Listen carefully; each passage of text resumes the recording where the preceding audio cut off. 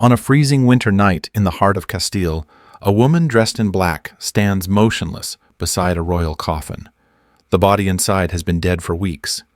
The smell lingers, the air is heavy, but she doesn't flinch. She doesn't cry. She simply demands that the coffin be opened again. She wants to see him, to touch him, to make sure he's still hers. The servants obey without question. No one dares call her mad, at least not out loud. This woman is Joanna of Castile. History remembers her as Joanna the Mad, but was she truly insane? Or was she something far more threatening to the men who surrounded her?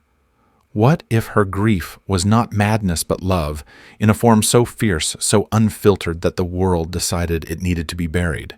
They say she spoke to her husband's corpse, that she slept beside it, that she paraded it across the Spanish countryside for months.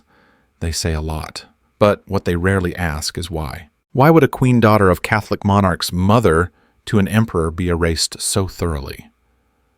What if the madness wasn't real but manufactured a weapon, not a diagnosis? A label used to silence a woman who refused to bow. Her story begins here, not in the throne room but in the chilling silence of a crypt. And if we listen closely, we may find she was never mad at all. Just inconvenient. They called her mad, not unwell, not grieving, not human, just mad. It was easier that way. Easier to dismiss the tears, the fury, the love, the intellect. Easier to write her off than reckon with the truth that Joanna of Castile was a queen with too much power, too much presence, and far too much passion for the men who sought to control her. History rarely tells us who she was. It tells us what she became, a ghost wrapped in rumor. A warning disguised as a woman. A tragic footnote in the rise of empires built by her blood, but not by her will. But what if her so-called madness wasn't a flaw in her mind, but a reflection of the system around her? A society terrified of a woman who could feel so deeply, think so clearly, and rule so legitimately. To call her unstable was a convenience. It opened the door for fathers, husbands, and sons to take what legally belonged to her. They didn't need swords. They used whispers. They planted doubt in letters, in courts, in chronicles. And the world believed it because it always has a place for the story of the hysterical woman. But madness, in Joanna's case, may have been the most calculated lie ever told in Castile. A weapon dressed as concern, a crown stolen in the name of care. And once the myth was written, there was no undoing it, only unburying it. Joanna was born on November 6, 1479, in Toledo, the third daughter of the most powerful royal couple in Europe, Isabella of Castile and Ferdinand II of Aragon, the Catholic monarchs. Her birth was not celebrated as the arrival of a future queen, but as the arrival of a bargaining chip. In the royal courts of Spain, daughters were raised not to rule, but to marry, to serve the crown, not wear it. From the very beginning, Joanna was never meant to hold power only to reinforce it. But there was something in her that didn't quite fit the mold. She was brilliant, exceptionally so. Trained by the finest scholars, fluent in Latin and French, a student of theology, music, and philosophy, Joanna's mind absorbed everything. She didn't simply memorize scripture, she questioned it. She didn't recite teachings, she dissected them. And that terrified her mother. Queen Isabella watched her daughter closely, worried by her tendency to philosophize. In a newly unified Spain still haunted by the Inquisition, a woman who questioned too much was dangerous even if she was royal. So they taught her to hide it, to bow her head, to silence her thoughts. She wasn't the heir. That role belonged to her brother Juan. Even after his death, it passed to her sister Isabella and then to that sister's son. Joanna was a spare piece on the board, useful in marriage, disposable in legacy. But fate and death had other plans. At just 16, Joanna was sent across Europe to marry Philip, the handsome Archduke of Austria and heir to the Habsburg dynasty. It was a political arrangement, strategic, cold, calculated. But something unexpected happened. The moment their eyes met in the Flemish court, it was as if the world paused. Chroniclers speak of an instant electric desire. Philip was captivated by her intensity. Joanna mesmerized by his beauty. They locked themselves away for 2 days, ignoring ceremony duty and diplomacy. It felt like a fairy tale. But fairy tales lie. Philip, despite his title, was no noble husband. He had lovers, many. Noblewomen and servants alike whispered through the palace corridors, their perfumes lingering on his garments, their shadows slipping from his bedchambers. Joanna didn't tolerate it. She couldn't. Raised in silence, trained to submit her heart, had never learned to be quiet. When betrayed, she erupted jealousy, rage, grief. She screamed. She wept. She tore at the seams of her own pain. And the court watched, not with compassion, but with judgment. A man's passion is power. A woman's passion, instability. Would they have called her mad if she were a man defending his marriage? If she were a king striking back at betrayal? Joanna's grief was real, her pain uncontained, and that in the eyes of power was more dangerous than treason. Because she didn't just break down, she broke the image of how a queen was supposed to behave. Joanna was never supposed to rule. But fate and death had other plans. Between 1497 and 1500, a series of sudden, tragic losses tore through the Spanish royal line. Her brother Juan, the crown prince, died at just 19. Then her sister Isabella passed away in childbirth. The child who united Castile, Aragon, and Portugal, Joanna's nephew, died in infancy. With every coffin that closed, Joanna moved closer to the throne. The girl they never planned to crown suddenly became the legal heir to one of the most powerful empires on earth. And that's when everything changed. Her father, King Ferdinand of Aragon, feared losing influence over Castile. Her husband, Philip the Handsome, craved the crown for himself. Both men understood what Joanna now represented, the key to power. But neither intended to let her wield it. And so she became a pawn caught between two kings who would stop at nothing to control her. Her emotions, her grief, her fire traits, once merely inconvenient, suddenly became dangerous. They called her unstable, overwhelmed, irrational. Not because she lacked intellect or legitimacy, but because she felt too much, and in doing so threatened their rule. So came the whispered phrase that would define her legacy. Let's question her sanity. It wasn't concern, it was strategy. Not a diagnosis, but a decision. In a world built to silence powerful women, madness was the most effective crown thief of all.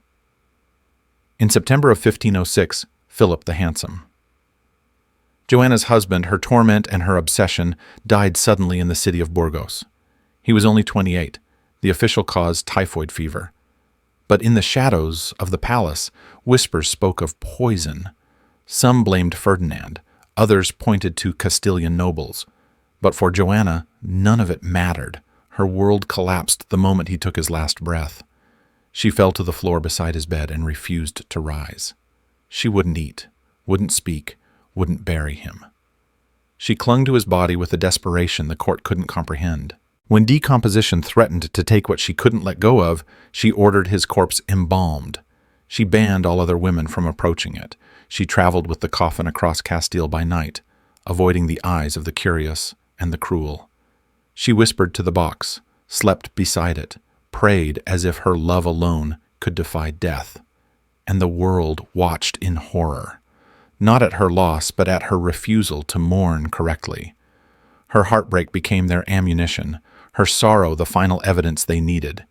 She's mad, they said, not widowed, not broken, not betrayed, mad. Because it was easier to call her insane than to face the truth that Joanna's grief was unfiltered, raw, unapologetically human. And in a world ruled by control and power, nothing was more threatening than a woman who refused to grieve quietly. After Philip's death, Joanna's mourning was no longer tolerated. It became a problem of state. The nobles grew restless. The crown needed stability. And a grieving queen who traveled with a corpse was to them a national embarrassment. So they acted, quietly, strategically. They took the coffin from her, locked it away in the Carthusian monastery of Miraflores. And when Joanna resisted, when she screamed, wept, begged, they locked her away too.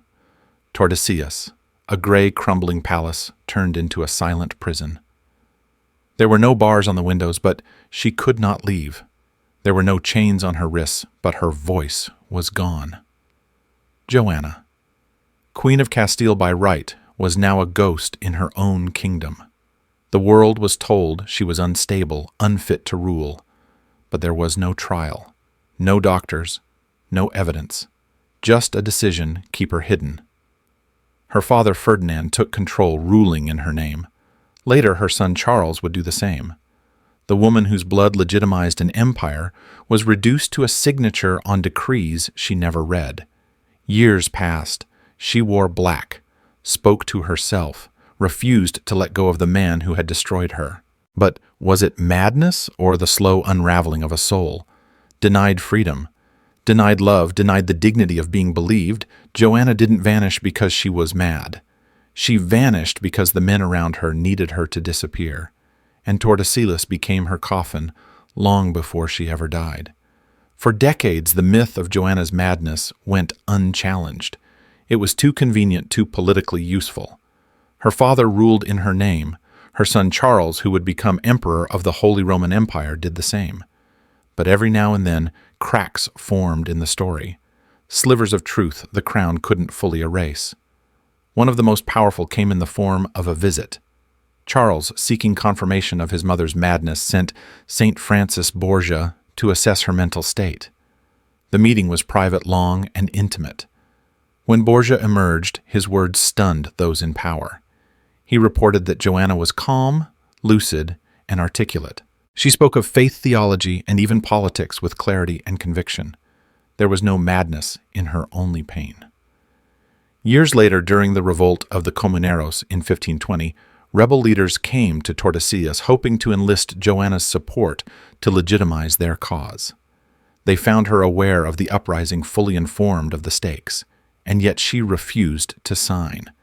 Even after decades of imprisonment, she understood the consequences of her signature and refused to act against her own son. A madwoman could not have made those choices. A puppet could not have held that silence. Joanna had been silenced but not broken. Her mind was intact, her judgment precise. What they called madness was simply a refusal to play the part they wrote for her. And that truth, more than anything, was what the crown feared most. Joanna of Castile remained imprisoned in Tordesillas for nearly half a century, not for crimes, not for treason, but for being inconvenient. Her royal blood, her legitimate claim to the throne, and her refusal to collapse into madness on command made her too dangerous to free and too valuable to kill. So they left her there, forgotten. Her world shrank to stone walls and flickering candlelight. Servants watched her, not to help, but to report. Letters were censored, conversations controlled. Even her youngest daughter, Catherine, was eventually taken from her arms. She walked barefoot through cold halls. She whispered to herself, prayed in the dark, ate stale bread and water. Her hair grew wild, her clothes turned to rags. And still, the royal court used her name on documents as if she still reigned, as if she still existed. Her son Charles visited only once. He saw her bent aging, wrapped in shadows, and left unmoved. To him, she was no longer a mother, just a symbol to manage. He ruled an empire. She ruled nothing, not even her own life. And yet, Joanna endured. She survived betrayal by her father, her husband, and her son.